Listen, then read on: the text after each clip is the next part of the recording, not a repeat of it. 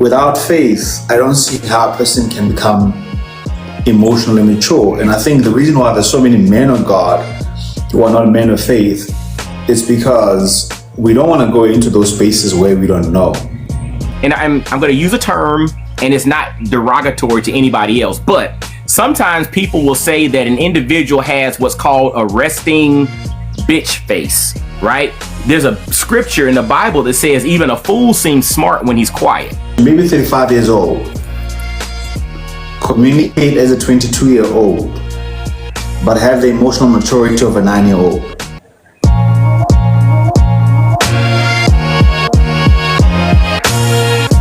Okay, good evening, and welcome.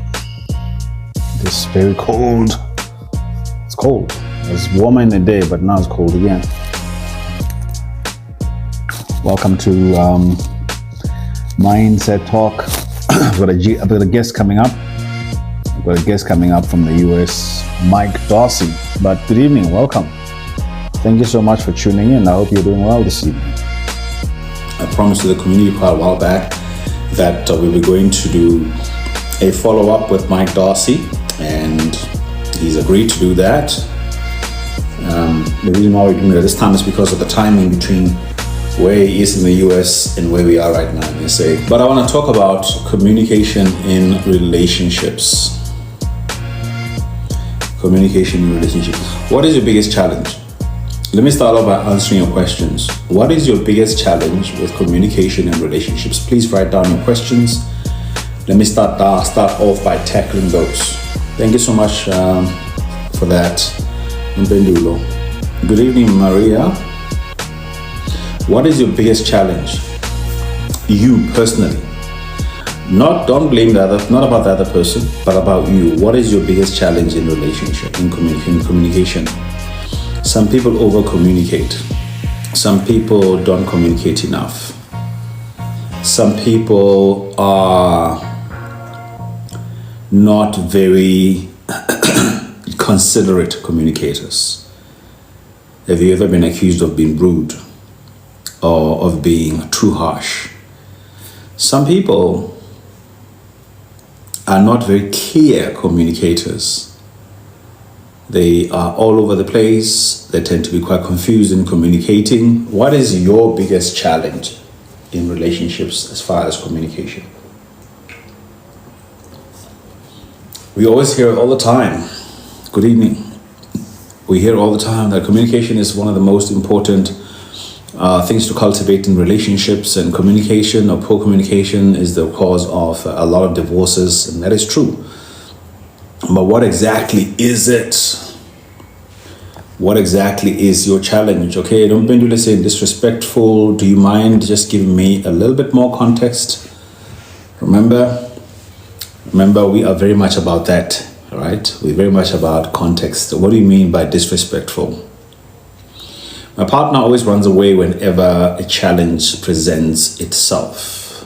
My partner runs away whenever a challenge presents itself. I've got that down, and I will attend to that now. All right, Maria is saying that over communicating, he's uncomfortable with tough conversations. Now, there are reasons for that, and we'll talk a little bit to that. Okay, I'm waiting for some more questions there.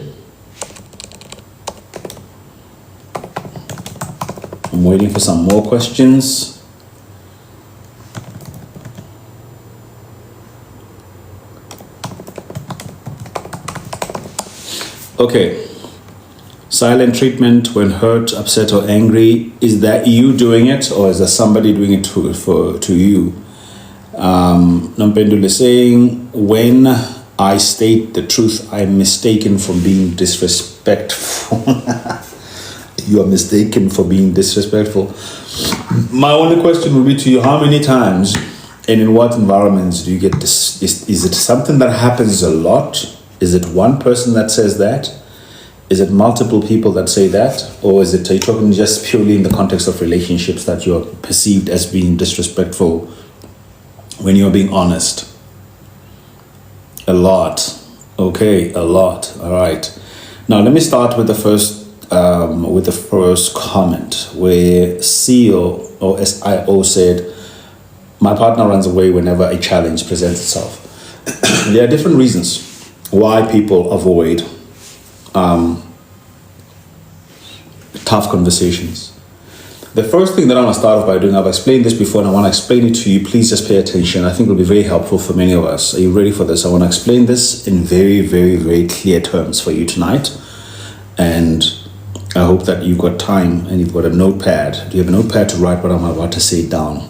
I think it will be very, very helpful. Okay. I've shared this before and I want to share it in a lot more detail. One of the things that I've mentioned was that whatever you have what we call your emotional age based on traumas that you've unresolved. Emotional age based on traumas that you have unresolved, that you have not sorted out. A lot of the times people who avoid confrontation, especially if it's not a personality issue, but more of a based on experience and trauma, is that they might have experienced something when they were young and then it was never resolved. Maybe they were in a situation where they saw the parents fight a lot, or where they were abused verbally, or where there was a lot of unhealthy way of resolving conflict, which often ended up and resulted in uncomfortable events. And in that, if the person does not heal from that, if they don't go through therapy, if they don't process that, you literally are stuck in that emotional age. So if you used to hide, if you used to block your ears, if you used to go away from the house whenever there was a fight, that's how you handled conflict. And then you then develop that fear of conflict or rejection. You have a low emotional safety. You lack emotional language, and as a result, because you cannot articulate yourself whenever you are in that emotional state, then you tend to avoid. All right. And it may be so that you also have some kind of an internal shame, and then whenever you're having tough discussions, you have difficulty being vulnerable because you feel like vulnerability is going to lead to you being ashamed, with you being shamed. So that's what could be happening. Could be happening here is that you feel a low sense of emotional safety. You are avoiding conflict because you haven't learned the healthiest way of managing conflict. You've got a poor emotional language, and whenever there's some kind of conflict, especially if it involves emotional vulnerability, because you don't have the language of emotions, then you tend to avoid tackling those types of discussions. All right, brother Mike is coming through. Yo, what's up, my man? Good morning. How you doing, brother? What? Hey, it's actually doing very well. How about you, man? What time is it there? It is about 12. A bit cold this side. Yeah, it's 12:22. It's chilly on you all side. Can you hear me? Yeah. And it's right now. It's 18:23. No, I can hear you. Oh, can you hear me? Okay, good. Awesome, man. No, it's great here, man. It's 12:23 midday. We just had a good time. My son's birthday was yesterday, so we had 6 little boys spending the night. Yeah, man. So they had a good time and made a lot of noise, kept everybody up, but that's what 12-year-olds do. So we had a good time though, nonetheless. Yeah. Well, great to have you. Thank you so much for making the time and for the reminder. Absolutely. You know how we roll, man. You my brother from another mother, from the other side of the world. You dig?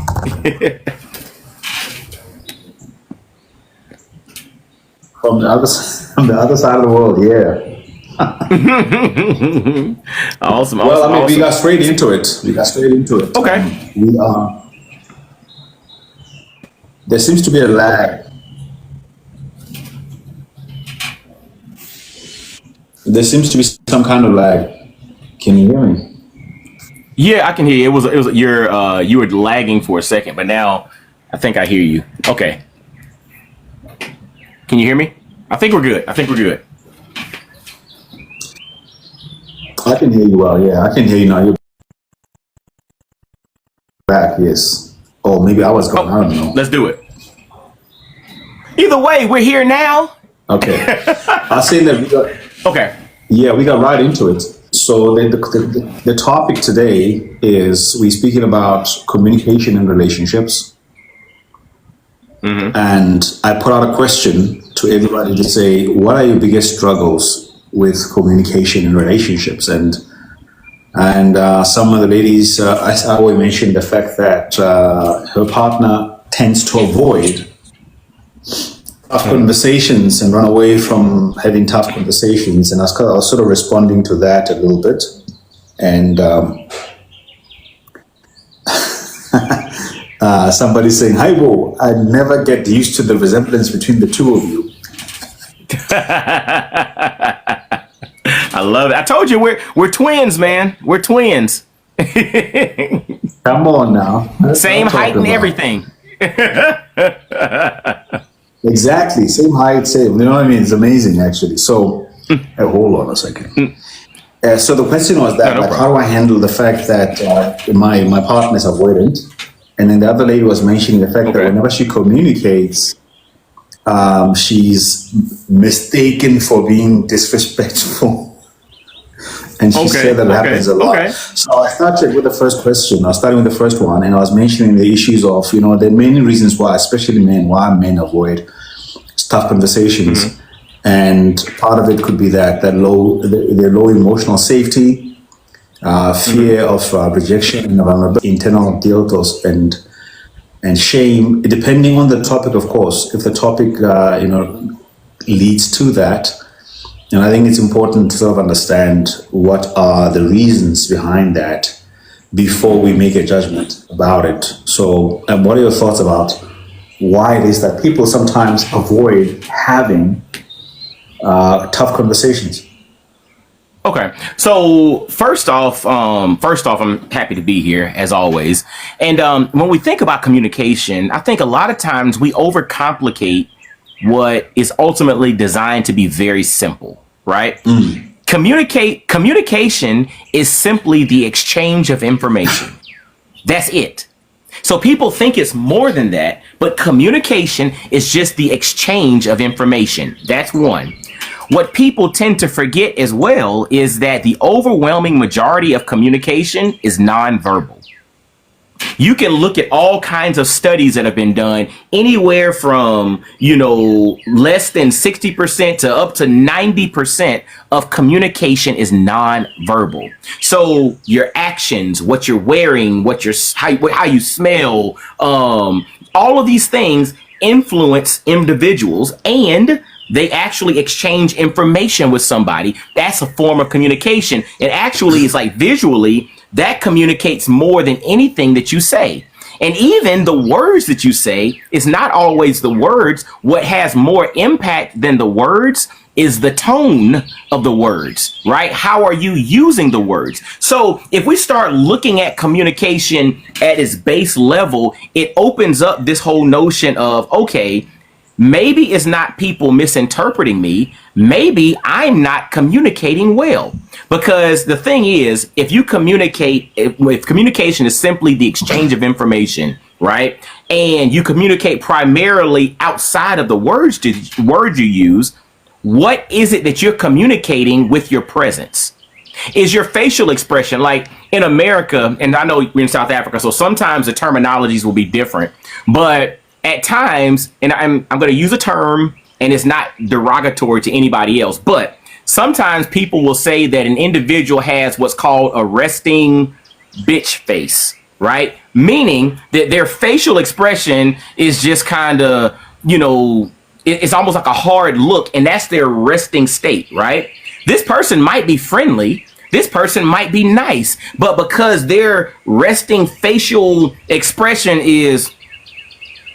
looks a certain way, people automatically assume that they're in a bad mood. So no matter what they say, the way that they walk into a room with the resting, what face that I just used, I'm not gonna say the word again.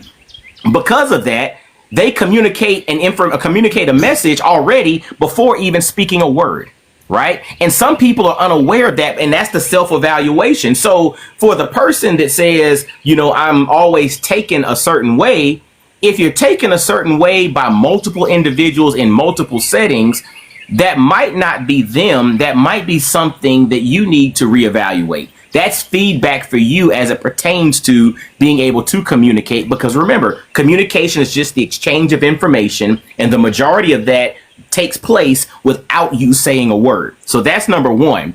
As far as, you mentioned men and how at times men don't communicate or don't have a desire to communicate in various settings. I think you laid it out there. Sometimes there is, an issue when it comes to safe space. You don't want to be judged. You don't want to deal with, the ramifications of communicating what I feel I need to communicate. So therefore, I just play conflict avoidant, right? I just avoid the interaction altogether because I would much rather not deal with it than have to deal with the conflict on the back end. And I think some of that is due to experience, because the way that we approach life is very much rooted in our own personal experiences. And if you've dealt with individuals before, and by you expressing yourself, if it leads to a lot of conflict, you're gun shy. Meaning you're not going to go down or walk down that path because you don't want to have to deal with what comes from that. That's one. The other part to it is everybody is not a skilled communicator. So therefore, if I'm not skilled in expressing myself, if I don't have the language to express what I'm actually feeling, sometimes I'll just stay silent. And it's interesting. There's a scripture in the Bible that says even a fool seems smart when he's quiet, right? So at times, if you can't express yourself correctly, there is value in staying quiet as opposed to misrepresenting yourself and saying something that's out of pocket. So I think that's a good place to start as it pertains to communication. It's just the exchange of information. The majority of it happens outside of the words you use. And even with the words that you use, the tone has more impact than the actual words themselves in a lot of instances. And so I think that's a good place to start, and then we can take it in whatever direction you want to go. All right, fantastic. No, I love that. And I like what you've mentioned earlier on when you said that it's exchange of information. And I think on that very same notion, what I want to do is this. I'm going to, you also do the same thing. I'm going to share a couple of questions that, let's say that if you are the person being accused of avoiding conversation, what are some of the questions that you can ask yourself as a way of self-introspection and enabling yourself to become a better communicator? And in this way also, you don't misrepresent your own intentions, especially if you are somebody who loves the person and you're in a relationship, and then your inability, when you are avoidant behavior, inability to communicate and your avoidant behavior misrepresents your love, right? So I'm going to, bring some of those questions. Like one of those questions as SIO mentioned, what is the person asking? But here are a few of those. So some of the questions are the following, and then of course you can throw in your own as well. Yeah, what am I afraid will happen if I speak honestly? What am I afraid will happen? If you are the avoidant communicator, it's important to ask yourself, what am I afraid will happen if I speak honestly?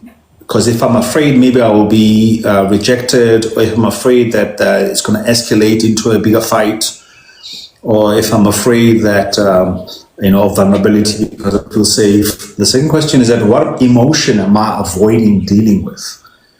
All right, because sometimes if you get triggered, there's an emotion that you haven't learned how to manage.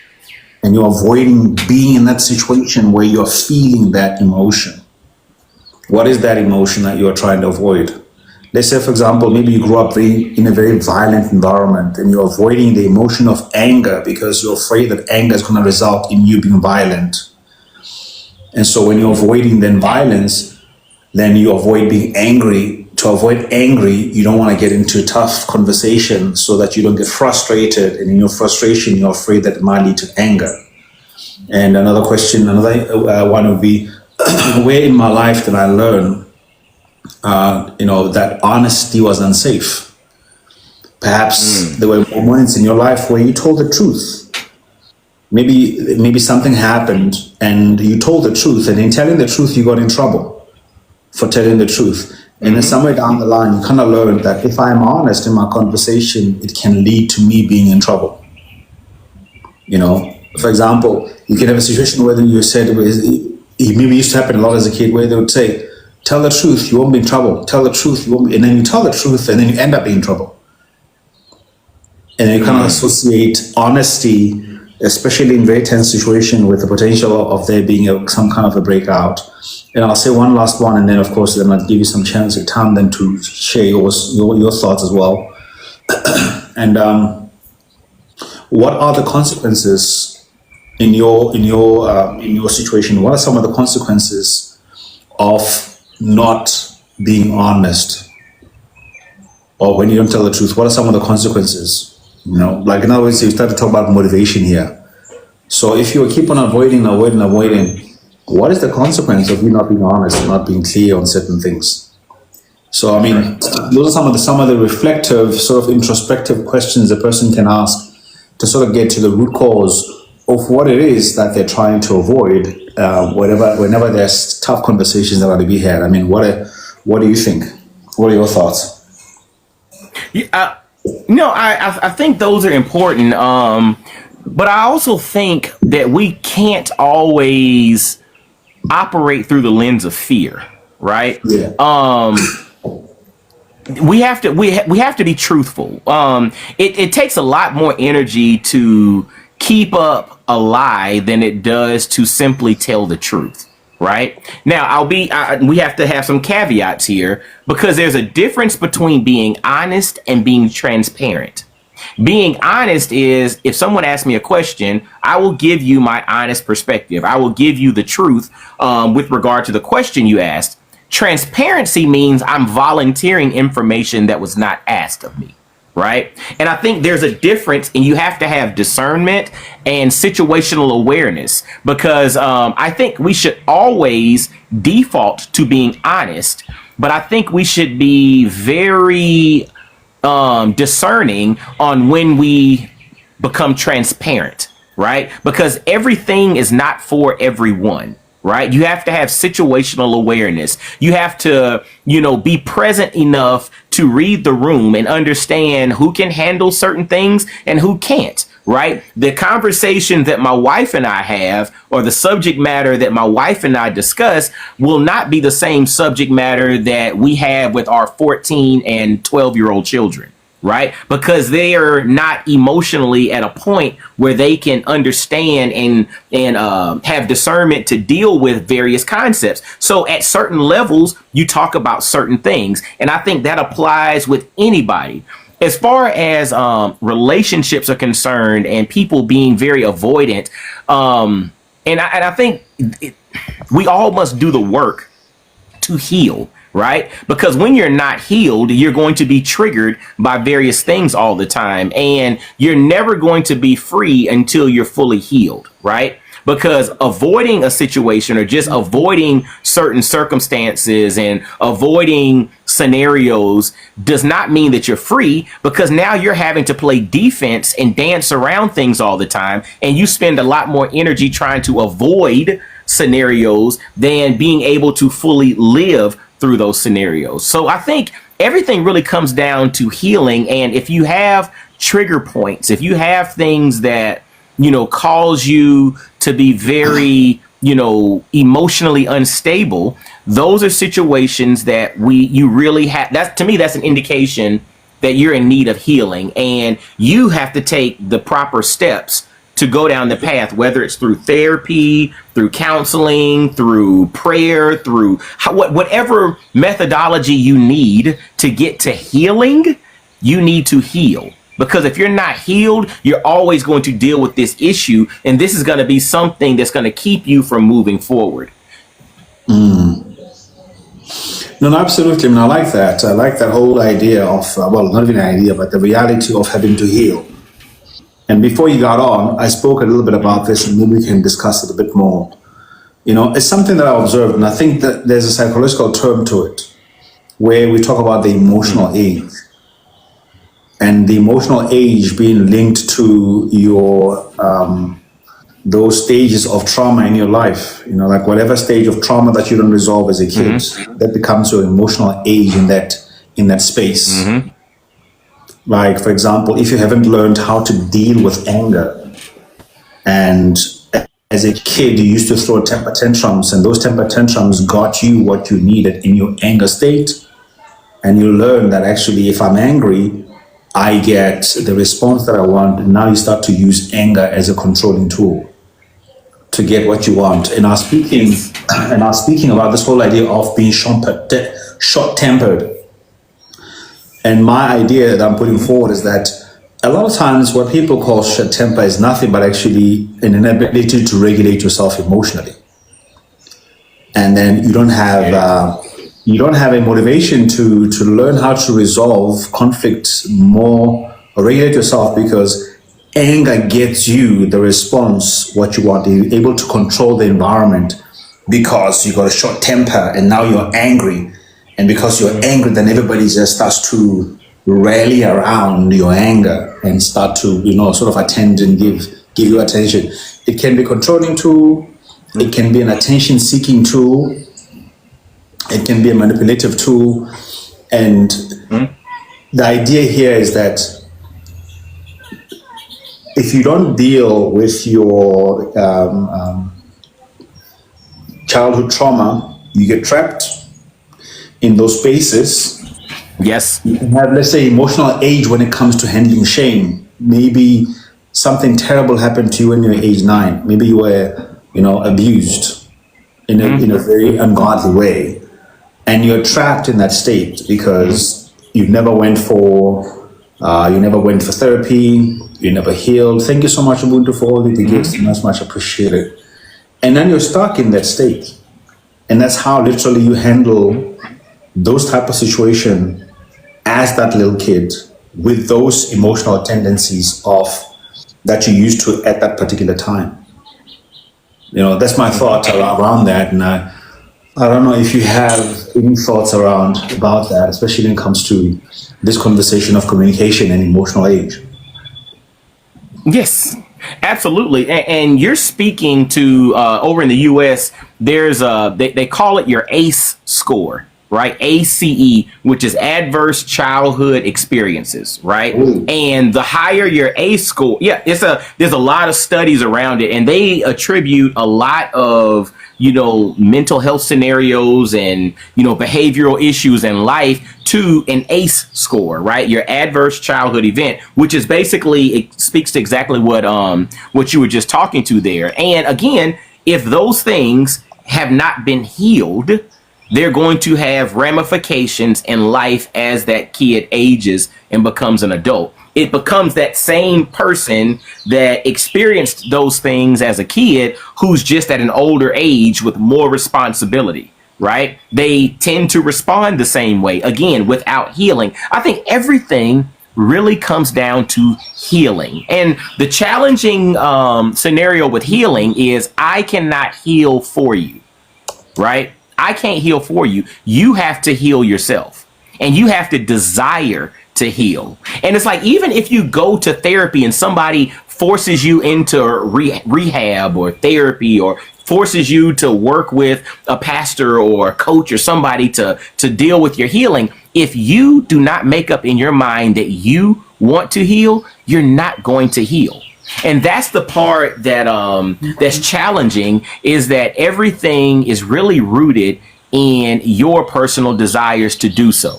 You have to have the will to do it. There's a quote by Dale Carnegie that says, "Those convinced against their will are of the same opinion still," right? Meaning you do not have the ability to, and that's from the book How to Win Friends and Influence People from Dale Carnegie. You do not have the ability to change somebody's mind if they do not want to change their mind, right? And the same thing happens if someone has experienced challenging times as a child or even as an adult. If they're not at a place in which they actually desire to heal, they're not going to heal. I mean, you think about like faith, right? You can't be forced into faith. You must make the choice to accept Jesus as your Lord and Savior. You know what I'm saying? Like it's not one of those things where we're gonna hold a gun to your head. You better accept this or you better say this, because your heart's not changed. You're just saying it to save your life. But the reality is you've not willingly stepped into that. And that's the thing I think for a lot of us as it pertains again to healing and effective communication, we have to get to a point in which we actually want to. Because sometimes let's call it like it is. At times, some people don't want to effectively communicate. They simply want to express themselves, get it off their chest, tell this person about themselves, and move on. That's the reality. And the thing is, if they do not have the desire to effectively communicate, they're not going to. And I can't make them effectively communicate if that's not something that's in their heart. I love that. I love that what you said now, and I want to connect it with what Angel Arch is saying. If your love for a thing outweighs your desire to change, no amount of prayer can help you. And that's a powerful line. Yeah, because think about it. So when it comes to prayer, what's the power in the prayer? It's your faith, right? Right. Your prayer doesn't have any power if it doesn't have faith at the underpinning of it, correct? Yeah. So when people do affirmations and they have these motivational sayings, those sayings have zero power without faith, without belief. It's just empty words. And even the Bible says, like, don't be repetitive in your prayers and just repeat this, repeat that. That has no power, right? The question is, what do you believe? And what you believe is what's in your heart. And if it's not in your heart, it's not going to come to pass because you don't believe it. And God is waiting on you to have the faith to believe it. Faith without works is dead. So if I have the faith, that means I'm willing to take the actions, to take the steps, to do the thing that I'm supposed to do because of my faith, not because it's already been proven to me. Like, that's the stuff that we have to really, if we are about that life, if we say we about that life, like a lot of people talk a good game, but the question is, are you willing to live that game? That's the question. And for a lot of us, if we're honest about it, we're not there yet. I heard an interview with, it was Lecrae and Jonathan McReynolds, who is a gospel artist here in the U.S. And Jonathan McReynolds said something that was profound. He said, I see a whole lot of men of God, but I don't see a lot of men of faith. And it's a difference because a lot of people claim God and they go to church and they live this and live that. But as it pertains to faith and your walk, are you about that life? Man, that's if we're going to be... Yeah, it's real. Let's sit there. Come on. Let's sit there. Let's go. Let's go there. As you're saying, there's a thought in my mind that says the following. It's a thought I've been thinking about, that you may be 35 years old, communicate as a 22-year-old, but have the emotional maturity of a 9-year-old. Because your words, in terms of your communication, you develop maybe at 22, but then your age is so far ahead. And I think the reason why is because what you just mentioned now, that you can be a man of God, but not a man of faith, because faith is about growth. Faith is the evidence of things that are hoped for, and the substance of the things you hope for, and evidence of the things that you're not seen, that are not seen. And a big part of what faith does, I think faith helps us to develop our emotional maturity. Yes. Because 100%. in hoping, you elevate, you are able to, give your feelings of anxiety. You're able to challenge your feelings of anxiety to rise to the level of peace and assurance. Hold on. Listen. We're going to keep it as simple as possible. Philippians 4, 6, and 7. Correct. Be anxious for nothing, but in all things through prayer and supplication. Let your requests. With thanksgiving, let your requests be known. And then the peace that surpasses understanding will be granted. Well, fill your mind and right? hearts, So if you start to look at it through, come on, dude. If you look at it through that lens, what you just said, dude, it's right there. No, absolutely. I mean, it is so true. I mean, I really like that whole idea that without faith, I don't see how a person can become emotionally mature. And I think the reason why there's so many men of God who are not men of faith is because we don't want to go into those spaces where we don't know. We want to stay only in the known. And some of the known is our emotional patterns of dealing with trauma. So when it's time to have a Hold on, you know what? Let's keep it simple. It's fear. It's fear. Yeah. Think about it. A big part of it. But then let's. I say it's all. I'll say a big part of it is fear, but I say also a big part of it is just laziness. It's convenience. Like when you're used to getting certain things the way that you want them, you don't necessarily. Oh yeah, that makes sense. You're just not motivated. There's no motivation. There's no. For example, let's say if you're a child that has been catered for. Let's say that you have been coddled, and then you've been corseted, and your parents, your mom, your father, everybody has been attending to your well-being, to the paralysis and to the stunting of your own growth. You don't necessarily fear not communicating. You're just used to not doing it and still being able to get what you want. So there's no motivation. There's a certain level of laziness. Especially. But I would still say that laziness is still rooted in fear, though, right? Because you fear doing something more and not getting what you've always gotten, right? And and it's interesting because, again, this is one of my favorite scriptures. I have three that are my favorite. James 2:26, the Philippians 4:6-7, but then this other one, 2 Timothy 1:7. For God has not given us a spirit of fear, but a power, love, and a sound mind. And so for me, when I operate and I start to have some level of fear welling up, I know immediately that's not God. Because he didn't give me a spirit of fear. He gave me power, love, and a sound mind. So for me, when I step into any space, when I interact with anybody, if I'm not operating with power, love, and or a sound mind, I know I'm not operating in the power of the Holy Spirit that's flowing through me. Like that's it. And so to me, fear is a tool which keeps powerful individuals like you and I from fully stepping into our authority in any space that we're supposed to walk in. Because truthfully, if we're not scared, if we really understand what's flowing through us, dude, we walk with authority. We step in there with power and love and a sound mind, and we have nothing to prove because it's already been done. And that's the faith part, tapping back into it. So that's just, that's just my perspective on it. Yeah. I think you're correct as well. But just I totally agree with that. And I see and I agree with the effect of fear. But what I've noticed though is that for children, for example, that have not lived a life that has trauma, that has been corseted, where they've been comfortable, where they're used to getting things without having to work for any of those things, they developed an entitlement which then makes them lazy and have no motivation. Like there's no desire to do more than what they do because of they get what they want anyway. You know what I mean? So I have a question. So the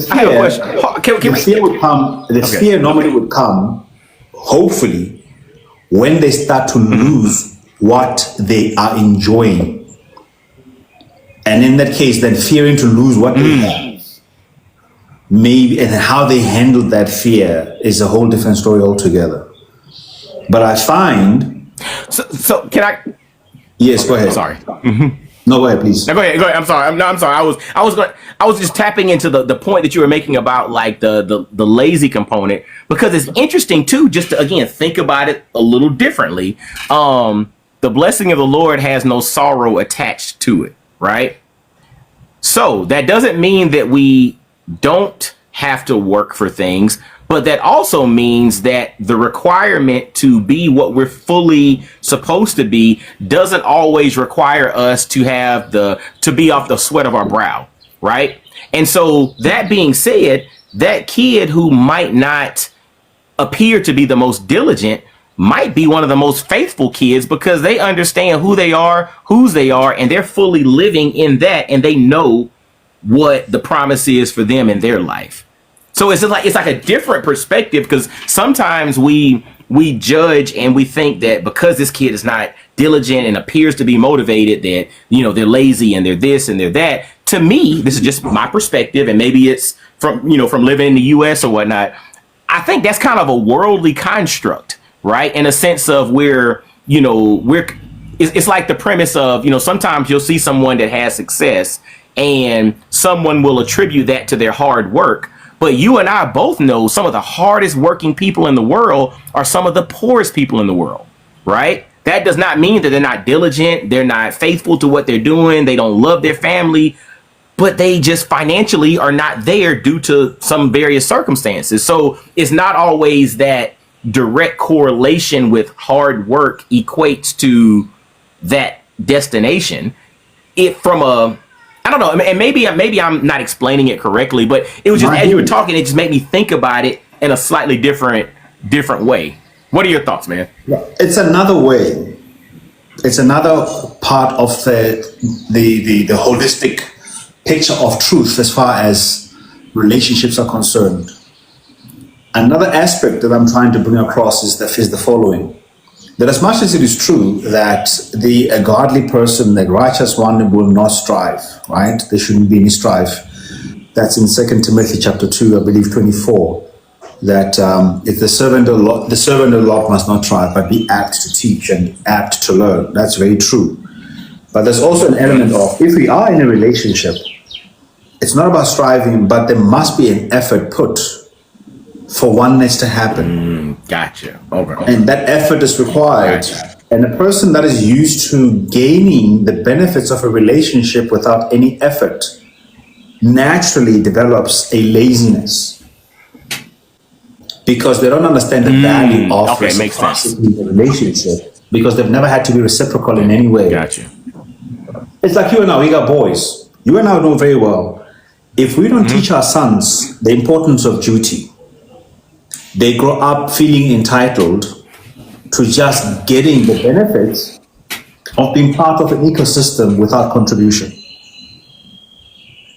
You know what I mean? That makes sense. And the fact that it responsibility, comes without any demand or any request for them to participate and to contribute, naturally develops an entitlement, which often is informed, or rather plays into the laziness, where they have no desire or no motivation to do anything more, because they're still going to get whatever they're going to get anyway.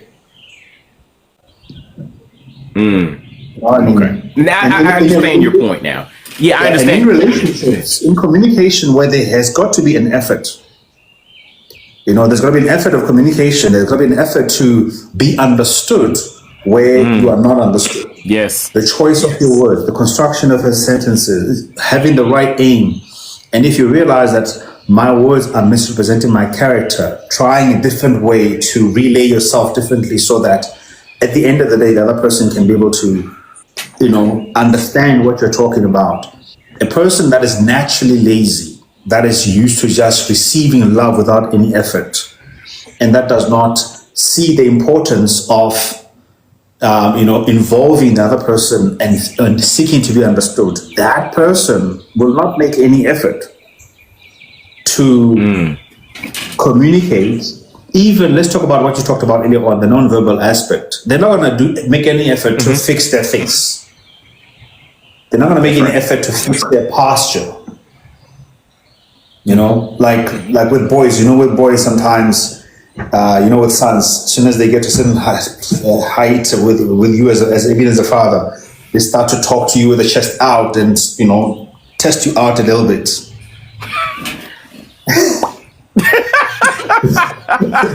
You know what I'm talking about? Listen, I deal with that like this. Yes. Yeah, so that's what I'm talking about. Like, it's so crucial for us then to really introspect, and I think one of the greatest challenges, Brother Mike, especially in relationships, especially with men that did not have a very strong male figure. Right? It may be so that they're unfathered. They had a father present, but the The father was present in body, but never present fully. So they're unfathered. That's right. And maybe they don't even know their father, so they're unfathered. And this is what I'm finding a lot, is that these young men, when they get older and they get married and then they are now in a relationship and they even have kids, because of the dynamic they've had, especially with their mother raising them, maybe out of guilt and out of corseting and out of spoiling them and giving them everything, they have the same expectations then from their wives. Sorry about that. I didn't mean to send any invitation. I didn't mean to do that. My apologies. Just having a conversation here. And because they are used to getting affection, the basic needs that they need in a relationship of being accepted and being loved and honored, then they don't feel any motivation to do the same thing for their partners, because they're expecting the same kind of relationship as they got from their mothers. And it's a very challenging dynamic. I'm dealing with this a lot in marriage counseling. I'm dealing a lot with this in marriage counseling, where the frustration a lot from the woman perspective is that this person is not motivated to do anything to honor the relationship that they're getting, to reciprocate to the love that they're receiving. So you know. You know what's fascinating too, though? A lot of it is rooted, and it is what you alluded to. A lot of it is rooted in the examples that were set, right? So it's interesting, there's a marriage crisis here in the United States where, a lot of young people don't believe in the institution of marriage anymore. I think you and I talked about that on one of our previous chats.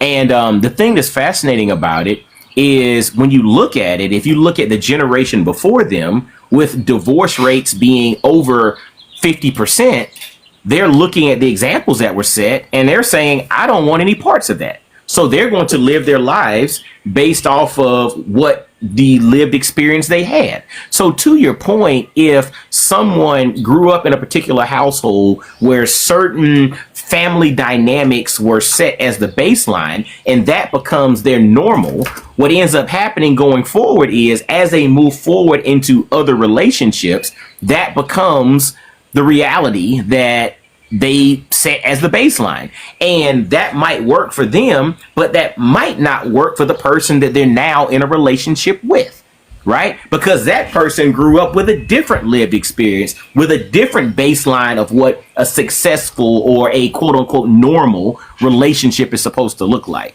So I think a lot of it really does root, or a lot of it is really rooted into the examples that were set. Going back to our very first part of this conversation about effective communication, somewhere between 60 and 90% of all communication is nonverbal, meaning people are watching and paying attention, and that's how they establish baseline. If they grow up and they see abusive parents, they set the baseline of, I guess, relationships are supposed to be abusive. If they grow up with, infidelity and mom and dad doing their thing with different relationships, they set the baseline of, I guess that's what relationships are all about. If they grow up with a loving and supportive mother and father who set the example of what, godly marriage is supposed to be and raising kids is supposed to be, that ultimately becomes the baseline standard of what they expect as they move forward in a relationship. And the question then becomes, the individual that they eventually marry, do they have that same baseline? And when the two baselines don't line up, it's like this, and they're going past each other. And that's where you have to have something, counseling or something, to get you back so that you're on paths to be together. All right, no, excellent, man. I think somebody's saying word, so it better hit home. Got somebody there. So I think let's bring it back a little bit again to those questions around communication, because again, I really want to hit this whole message landing. We have 30 minutes left out. I think if we spoke in the first part about if you are the avoidant person, what are the questions you need to ask yourself? Now I want to talk about if you're a person that is experiencing this person that is avoidant, that doesn't want to have tough conversations, what are some of the questions that you personally can ask yourself, especially from the point of whether you're creating the emotional space and to make sure that you're not a factor of complexity that makes it harder for them to come forward. You know what I mean? Mm-hmm. So here's some of the questions in my mind. Yeah, go ahead. No, and I was just gonna kind of lean to that. You literally kind of answered the first question that needs to be asked. Am I creating an environment that's conducive to someone expressing themselves? Right? Am I making it, easy for them to communicate? You were just saying that. Like, I think that's spot on as the place to start. If you're looking for something that's currently not being presented, am I creating an environment for that thing that I desire to actually happen to begin with? Yes. No, that's exactly that. That's the first question. And then the second question would be, do I listen when somebody's communicating? Do I listen to respond or do I listen to understand? Right? Mm-hmm. Do I listen to react or do I take the time to really understand? Because a lot of the times and whenever I'm asking questions, and the very same thing I'll say that whenever I'm asking questions, this conversation, am I really asking questions or are those pretexts? And a pretext, for those of you that may not understand, is that a pretext is not a question. A pretext is what they call a leading question. Is that you have a presupposition, you already have a conclusion in your mind, and you're not really asking, but rather you are either questioning or you are actually concluding. Sorry about that. Or you're actually you're concluding an already existing thought. You just want the other person to confirm.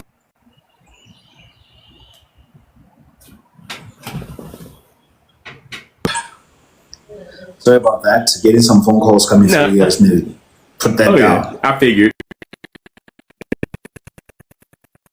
Okay. So asking, but we all know that you're not just asking. In fact, you're not even asking. You are making a statement, posing it as a question. It's a statement pretending to be a question. And my question to you is that whenever you're having conversation, are you the type of person that leads with pretexts? You're pretending you're asking questions, but actually you are trapping somebody into agreeing, or you're finding them into being found out? Like, do you create that safe environment? And then the third one would be, do I interrupt, correct, or rush them to speak? Like, do I interrupt? Do I correct? Or do I rush them to speak? Do I rush them to complete the conversation? And this happens a lot, that as somebody's talking to nonverbal cues, I can already see from the face that this person is not listening. That they're waiting for me to just simply finish my sentence, and then they're plotting their response, they're plotting their reaction. And if you are the type of person that rushes, interrupts, and corrects, a person that's already avoidant, that exacerbates the situation. And you might find that maybe the person themselves, in terms of their demeanor, personality-wise, they're agreeable, and they always are understanding and trying to find a way. But there's a point where a person gets tired of always coming to your side all the time, when you never come to their side. Because then they start to feel like, I am losing. Whenever we're having a tough conversation, I'm already gonna lose, because you never wanna lose. You always wanna win every single argument, because you are always right and you are never wrong. And if you're dealing with an already existing avoidant person with an avoidant personality, or that has not even matured, then that makes the situation really, really worse. Listen, you. Oh, go ahead. I'm sorry. I thought that was it. See, I'm interrupting you, and I thought you were. No, that's fine. I thought that was your last point. I apologize. Go ahead. I was quiet. I was quiet. So you were looking for that timing there. You were looking for that, and you got it just as I was getting. I was looking for it. It's perfect. You were looking for that. timing. So the last one, of course, it's not the last one. The last one is, have I made, like, do I communicate clearly? Or do I communicate in incomplete statements and in sentences and expect for the other person to complete what I'm thinking? And when they don't, I get frustrated because I'm expecting them to sort of figure it out. Like this whole idea, oh, we complete each other's sentences is a romantic idea. It's a beautiful idea. But I don't know how actually healthy communication-wise it is to have an environment where you are comfortable or completing each other's sentences is an indication of some kind of closeness. But anyway, so back to you. Do your thing. And I'm going to interrupt you as well. I'm going to pay back what you did. Yeah, come on. So on a personal level, I enjoy back and forth. So if there's something that you're excited about and I hit a point, I'm like, jump in, let's go, let's dialogue. That's my typical style. So I apologize if if it comes off as if I'm interrupting. I get excited. So that's me. I apologize. Anyway, so you mentioned something, and one of the things that you were really talking about, you were talking about conflict. Okay, a lot of the examples that you were giving were really rooted in conflict, and I do a training on conflict resolution. And one of the things that's very interesting as it pertains to conflict resolution is you have to first start with looking at a conflict not as a competition, but as a problem to be solved. Because if you look at conflict as me versus you, if we look at it as an argument to be won, our job in a competition is to win the competition. But if we have the ability to reframe the conflict from a competition to simply a problem that needs to be solved, you and I can work together towards solving that problem. Then it's not me versus you, it's us together versus the problem. But we first have to reframe the conflict from a competition. I don't get to say my part. You're always doing this. I'm doing that. You're doing that. Forget all of that. What's the problem? Once we identify the problem, then I want your help in solving that problem. That is the thing. Somebody even put in a comment, we're a team. That's it. When we're a team, everything changes because then I'm not trying to beat you and you're not trying to beat me. And if I know that you're not trying to beat me, I no longer have to be defensive in how I operate and or how I communicate because you're on my team. We're here to win together. That's number one. I think it starts there. The other part to it is, and it goes back to the notion of intention. We have to want to get things across effectively. And as it pertains to communication, it's not about me. It's about me getting the point across. So therefore, it's really not about me. It's about you. It's not about me being the most interesting person. I'm here to be the most interested person, because if I'm more interested in what Jabu brings to the table, I can add much more value into this conversation. And the reality is this live is not about Jabu and not about me. This is actually about the thousands of people who will watch this live between the two of us and what value they can garner and then implement into their lives. So whether I sound good, who cares? Whether Jabu drops the mic, who cares? It doesn't matter. It's all about if collectively he and I being on the same team produce something that's of value that allows people to live life at a very high level once they consume this content. That's it. But again, that's not looking at it as I'm trying to up Jabu and I'm trying to be the better sounding one, or he's trying to use his, South African accent to sound really, really good, right? It's not about that. It's about both of us bringing value to the table that those consuming this information can take from and apply to their lives so that they can go and walk it out at a very high level. That's kind of an example of not a conflict, but a problem to be solved, even though we didn't have conflict, but that's collectively working together to attack a problem and to present and create something that's of value to others. This is not about him and me. This is about y'all watching this. Yeah, I love that. I'm going to do something a bit silly right now because of the whole American accent thing. Can you please tell everybody that I don't speak? Do I speak in an American accent? I get this accusation all the time. No, Can you no, please just, not like, at all, solve it dude. once Listen, and for all? man, listen, so first off, there's not a quote unquote American accent, right? So Yes. if you come to America, I'm in the South, right? I'm in the southeastern part of the United States. So if I'm really Yeah. getting to it, I'm talking a little bit more like this, and you're going to hear me say it in a certain way. If I talk to people who are from New York, you're going to hear, yo, we're going to New York. We're going to go play ball at the mall, right? Like it's going to sound different. If you meet somebody from Boston, they're going to park their car at Harvard. Yeah, they're going to sound different. If you go to the West Coast, they're going to sound totally different. You meet somebody from California, listen to Ice Cube. He sounds like, he's straight up Ice Cube. You know what I'm saying? Like he talks very different. These are all different components in different places within the United States. So you don't have a quote unquote US accent. But that being said, Jabu sounds nothing like anybody that I've ever met that is born and raised in the United States, unless they've lived at least 20 years in the UK or in South Africa. Exactly. Finally, somebody gets to say, because here's the problem. I got your back. In this part of the world, whenever they see, I suppose, whenever people hear an African coming across very eloquently and does not struggle to string a sentence together neatly, the correlation or the comparison often is with African Americans, because you guys are more on our screens.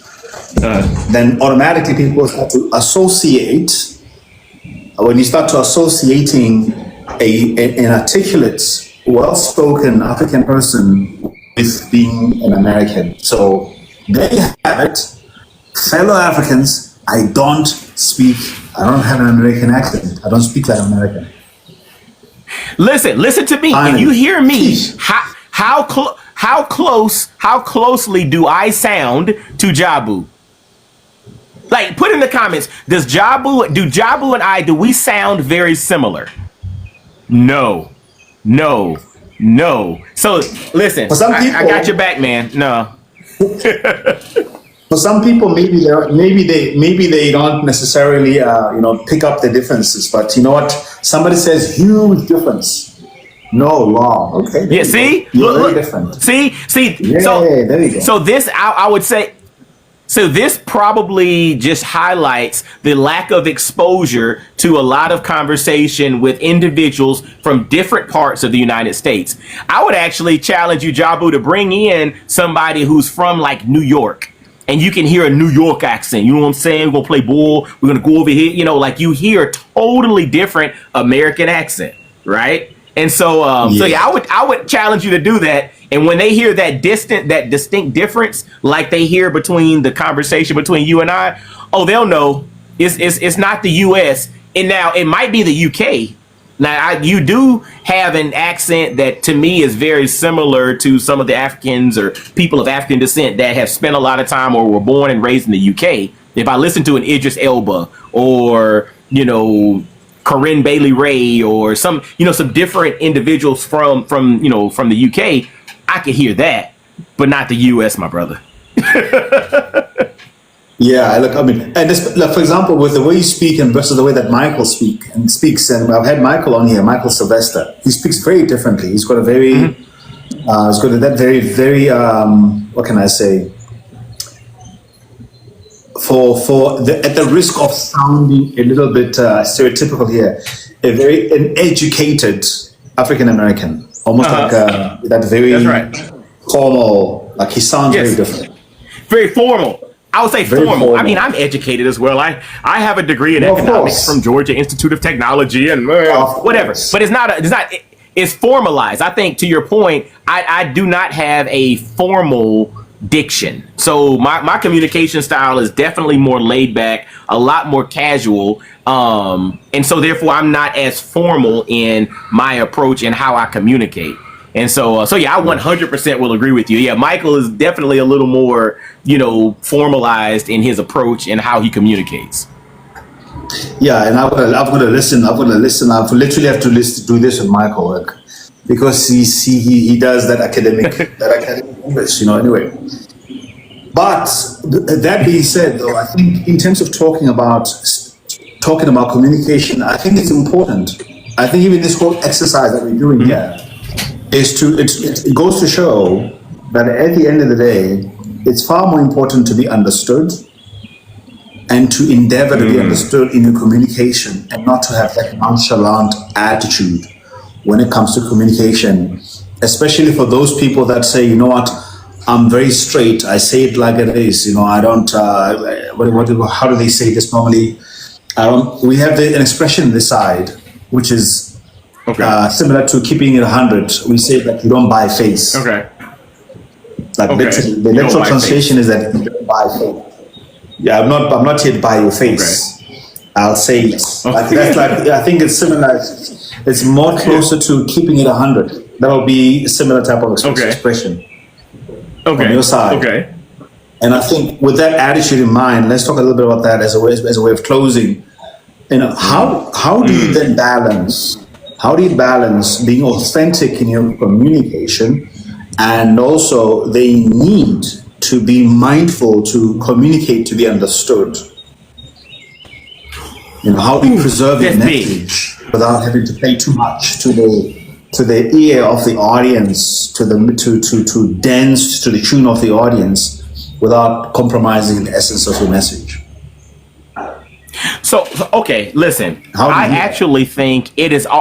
I think it is being very intentional and focused, and I think you actually should play to your audience. If my job is to get my message communicated effectively to the audience that I'm communicating to, I want to use references and examples that are directly correlated with where that audience comes from. So if the vast majority of those watching this live are from South Africa, I'm not going to use references that talk about American football, because American football is not prevalent in South Africa. We might talk about rugby. We might talk about soccer. We might talk about cricket, or something that might be prevalent in South Africa versus in the United States. On the flip side, if I'm speaking to an audience of American college football fans, I'm going to use references that are directly correlated with American college football. I'm not going to talk about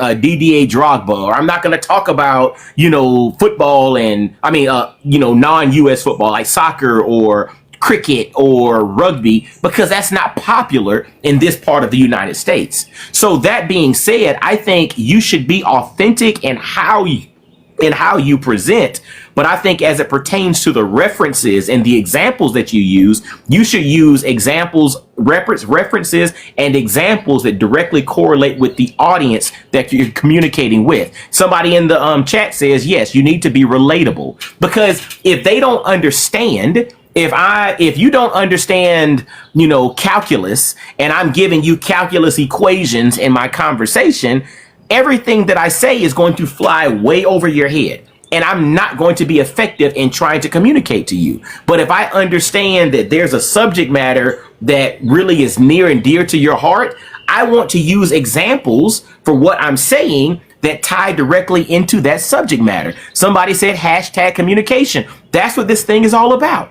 That's what this thing is all about. You find things that resonate. You find things that are going to be memorable. You find things that are going to connect, and you use that as the basis for what you talk about. But you must do so authentically. I'm not going to come on a live and try my best and try to use my best Jabu impersonation to do a keynote speech, because that's not me, right?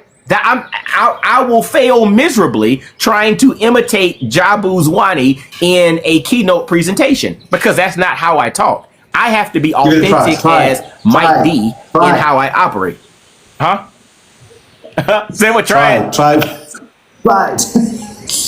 Well, I do not believe that I have the capacity to evoke such vernacular and how I present myself in a public manner. So if I'm going to be very thoughtful in the communicative nature of this conversation, I think I need to stay in the lane, and obviously the lane is the left side of the road, not the right side of the road, because the left side of the road is how we traverse the terrain in South Africa versus how you guys operate on the other side of the pond in the United States of America.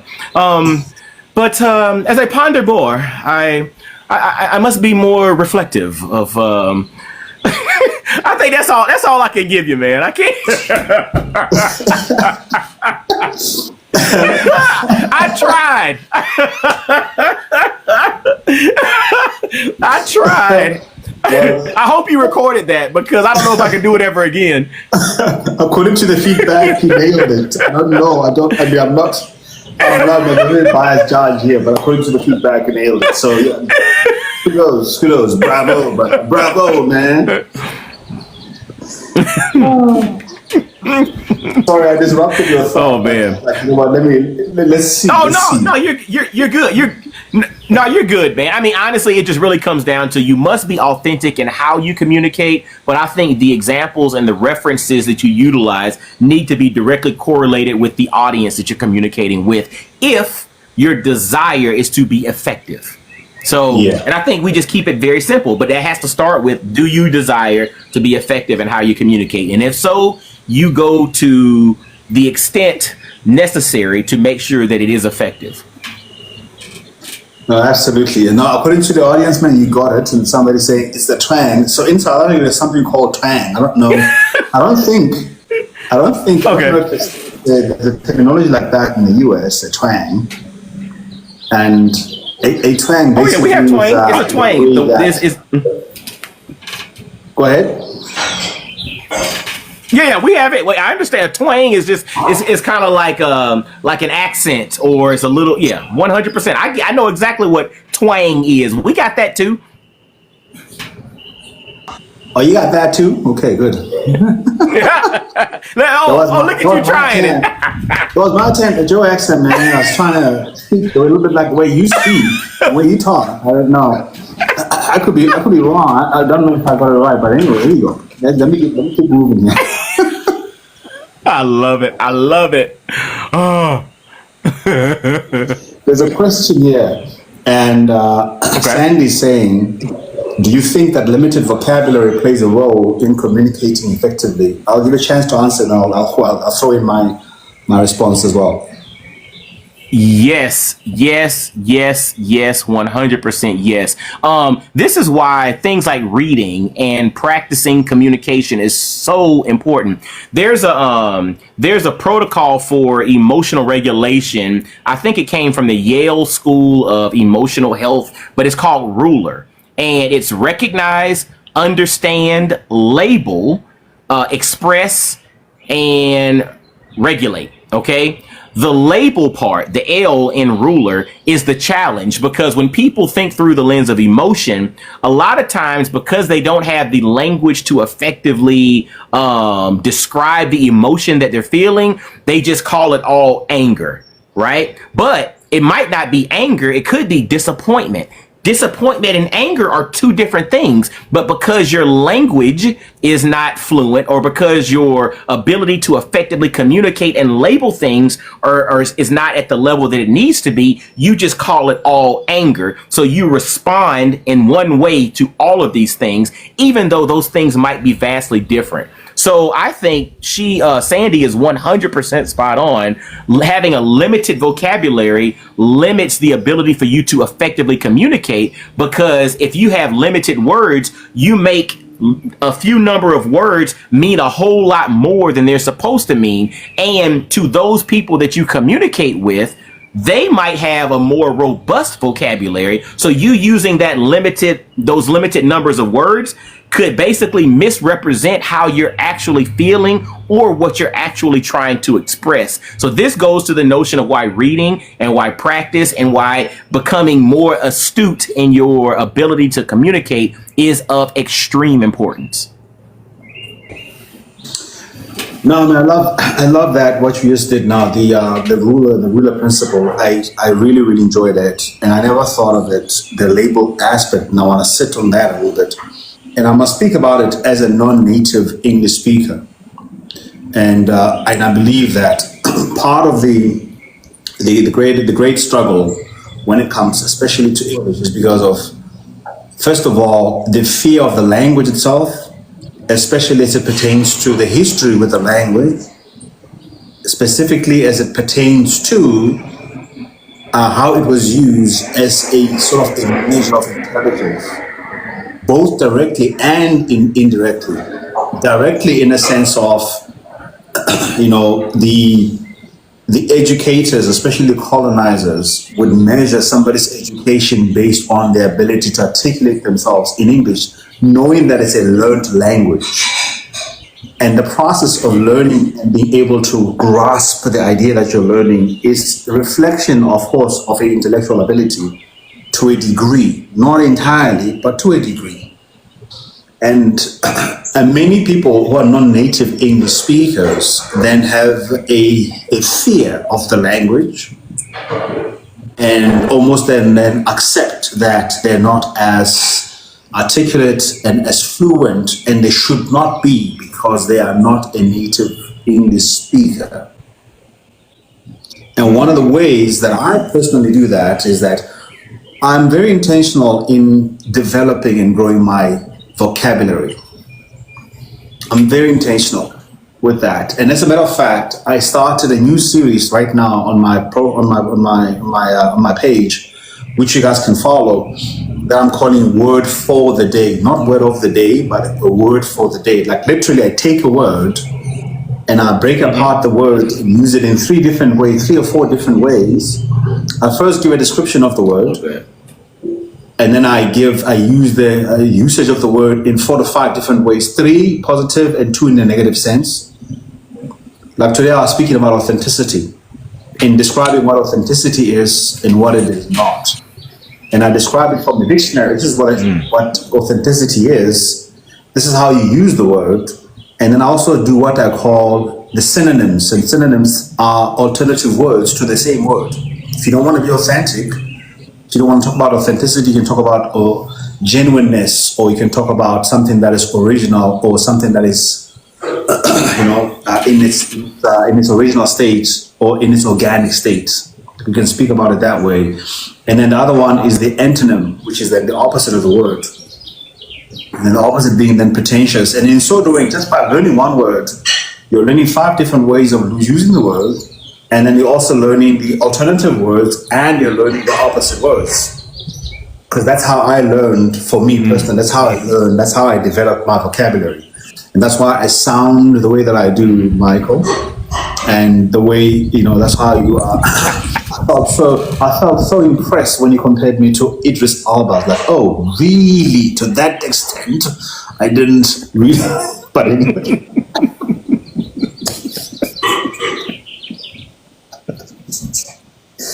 I love it. I love it.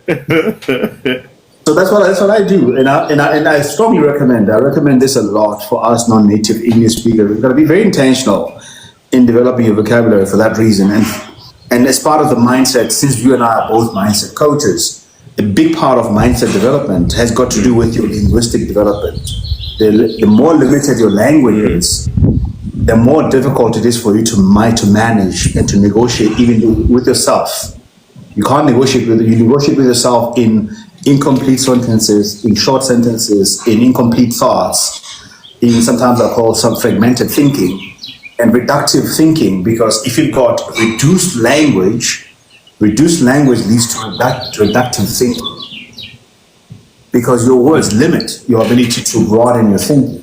It reduces and focuses to one particular thing. And one of the ways that also you can develop reductive thinking is if you are constantly placing yourself in one environment with the same type of people speaking the same thing all the time, and you don't broaden your subject matter as far as diversity, as far as diverse viewpoints, as far as different cultures, and that in itself also limits and I think that's one of the biggest issues when it comes to men as well, is that because men tend to not be as communicative as you and I are.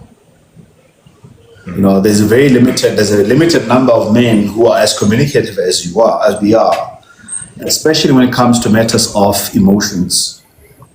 As a result, our language of emotions is so limited.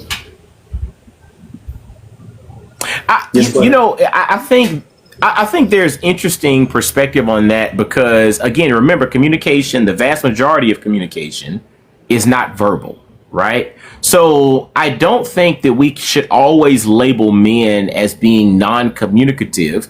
I think at times men are less communicative verbally, but we communicate very clearly with our body language. We communicate very clearly with our facial expressions. We communicate very clearly in how we're expressing ourselves and the gestures that we're giving. And I think communication and being an astute communicator is, yes, verbal is part of it, but we also have to be aware of reading other signs and being situationally aware of what this body language implies. It's like if you study animals, right?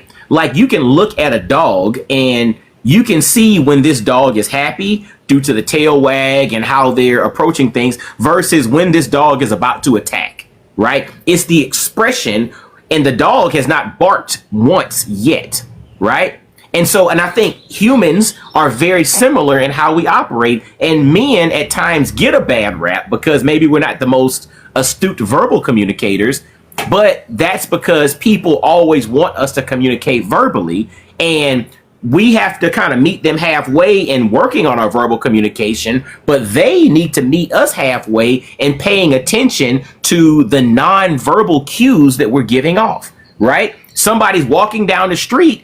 There are guys that you know that, man, this is probably not the time to mess with him, right? And he hasn't said a word, but you can read the body language, you can see the demeanor, you can see the facial expression, you can see how they're presenting, and you're like, he's telling me a story. Remember, communication is just the exchange of information, right? So sometimes, this is just kind of to give an alternative perspective. Sometimes men have communicated very well. Sometimes those that are interacting with men are not taking the time to understand what his form of communication is. We want him to say things verbally, but the reality is he's telling us very clearly by how he's presenting, by his body language, by how he walks in the room, by how he's carrying himself, by his shoulders, by his smile on his face. He's telling you everything you need to know if you're willing to receive it in that way. And it even speaks to what you just mentioned about English being not your first language and building your skills in communicating in English. What are the other languages that you speak, Jabu? There are quite a few. I speak. Okay. In total, I speak about six languages. What was your first language? Lesotho. Lesotho? Lesotho is basically the country where the language originates from, but it's called Sesotho. Okay. Sesotho. All right. Sesotho. So Sesotho. Is that correct? Sesotho? Not bad. Okay. Not bad. I'm trying my best. So that being said, if you express yourself best speaking Sesotho versus English, yes, you should work on your English skills, but you should not also diminish the fact that you are proficient in emotionally expressing yourself in Sesotho.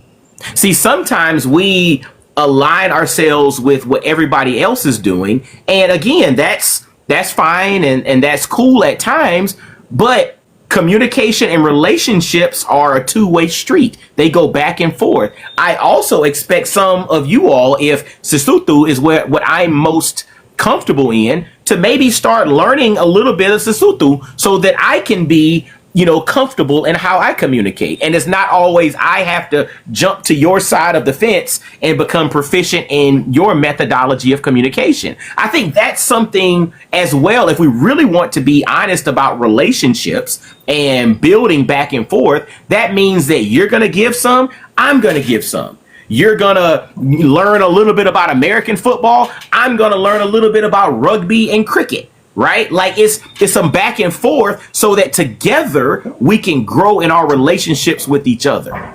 Just a perspective. What are your thoughts? I want to actually use the example that's happening right now in the audience as a little bit of a pushback to what you've just mentioned earlier on. Okay. And this also shows the diversity of South Africa. I said I speak Sesotho, and some people said I expected isiZulu, which is based on my last name. That's a very legitimate expectation. And somebody says isiXhosa, which is that's the click language. That's the one that's in the Black Panther, right? Black Panther, yep. Yeah, that's isiXhosa. And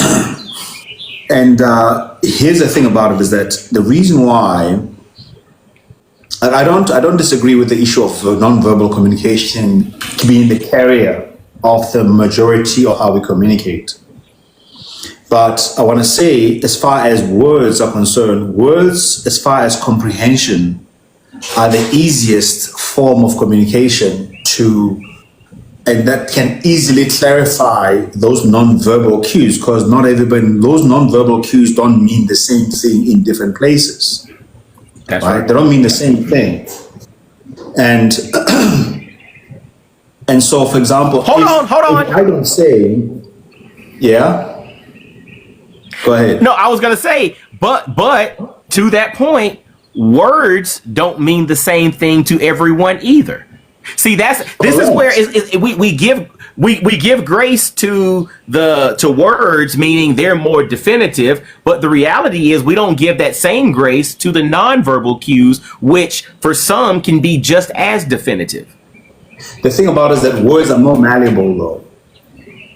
Non-verbal cues, they're very much natural as far as quite a lot of them is very involuntary. Like I don't necessarily intend to give off a lot of the non-verbal behavior. It's ingrained in me. But when I use words, I can use words to describe. I cannot use non-verbal cues necessarily to explain something. I can use it to express, but only words are able to describe and unravel the misunderstanding. Similarly, as we had over there. Now that I've said my mother tongue is Sesotho, then the question then becomes, how come?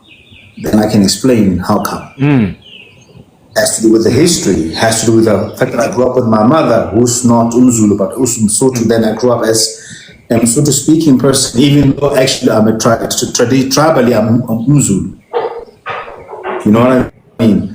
And I'm saying that to say this, as far as men, I agree with you about the misunderstanding around communication. Go ahead.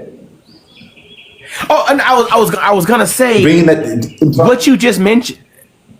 Yeah, bringing it back. So you mentioned the whole notion of you mentioning that Sesotho being your mother, your first language due to your history, that opens up a window for someone to connect with you deeper, right?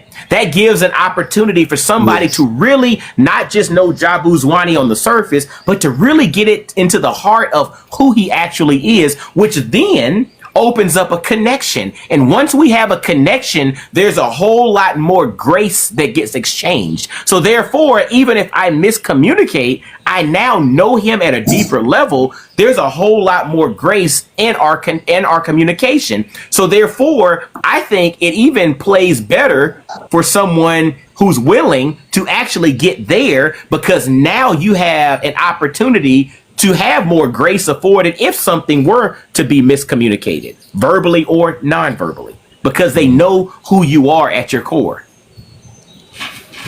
No, absolutely. I totally agree with you on that. The final thought that I want to just basically mention is the following, that, I think men don't have a very well developed emotional language because it is not a language we practice a lot. And because we don't practice the language a lot as far as words in our mind is concerned, when we process and we think about what we're going through, the lack of words creates a tension in our minds. And the reason why I'm saying that is because when I was there in your country a couple of years ago, and we were doing ministry at prisons, specifically to the juveniles, somewhere in Boston. Yes, I said Boston. I didn't say Boston. Trying to say Boston, parking your car. In Boston, Massachusetts. And we went to the prison, and one of the studies that I was looking at was talking about, it's called delayed linguistic development, DLA, that a lot of the juveniles, especially young boys, had delayed linguistic development. And because of that inability to think through the complexity of the emotions, then they would just become tense and express it verbally, and then express it in a very violent manner. And then they learned that as they taught these kids how to communicate better, how to improve their vocabulary, how to have emotional language for the experiences, they were able to regulate themselves better. Because words give us that, give us that ability, that malleable, that ability to expand our thinking, and that adaptability, that flexibility that is required sometimes when you're having emotional tension, to be able to view things from different perspectives. And I think one of the reasons why I'm such a big proponent about linguistic development, especially in boys and especially in men, and especially as far as it pertains to emotions, is because I have seen it even happen with some of my sons. One of my sons was really struggling with the emotions, that when I got him into communication, a bit of rapping, a bit of poetry, quite a bit of reading, get him to write down, he started to learn to use his words to explain the chaos in his mind. And he would not then struggle to figure out how to label the emotions that he was experiencing. You know what I mean? So That makes closing sense. thoughts, brother. And I agree. No, I agree, man. I think everything really starts with your desire to want to effectively communicate. But I think a lot of it goes back to, and you mentioned it now by doing the work in the prisons and the studies or whatnot. It really comes down to healing, right? It's like we have to heal to minimize the propensity for us to be triggered. That's one. But then two, we have to have a desire to want to connect and to effectively communicate. And if we can start there, I think a lot of things take care of themselves as we move forward. I think that kind of solves itself, or it helps to work on itself as we move forward if we prioritize healing and we have the true desire to communicate effectively. I think we're on the right track if we can get more and more individuals to do that, men specifically. Absolutely. Brother Michael, thank you so much. Thank you so much for your time. Guys, continue to follow Coach Mike D. He's right here on TikTok. Continue to follow. He drops a lot of gems every single day. You definitely would not regret it. You have already you can hear, you got the value. So it doesn't have to end with a live. Start following right now. I'm going to give you a moment to go follow. I know it will drop. Yes. You can click right here on the screen. Click right now. Don't forget to follow right now. Yeah, click on the screen. And, and I'll definitely have you back again. I'll definitely have you back again soon. Always. In July. I'm looking forward to it, my brother. And Let's do it. We'll trust God and believe that in November, 22nd of November, you'll be in South Africa for the main event, man. For the main event coming up. Let's get it together, brother. Go. Dude, I'm ready. Go to Kruger. Let's go see some animals over there. I'm ready. My brother, I want to say thank you so very much, man. Y'all have a blessed day. Have an amazing time doing what you do and do so at a high level, man. Thank you so much, brother. Thanks a lot. Thanks a lot, Mike. Cheers, man. Great to your family. Cheers. You as well, man. Bye. Okie dokie, people. Thank you so much. It was great. So it was really great having a chat with Mike. I will be having him very soon again and continue to follow through. And this conversation will be put up on YouTube as well. So you guys can be able to follow the conversation. And I think that's basically that. I gotta go. So as Mike has said, y'all take care, man. Y'all take care. That's my attempt at that American accent. Y'all can take care, man. God loves you. Have a great evening. Great evening. Adios. Peace. Yeah, y'all take care. Hey, I tried, Mike. I tried, man. Bye, guys.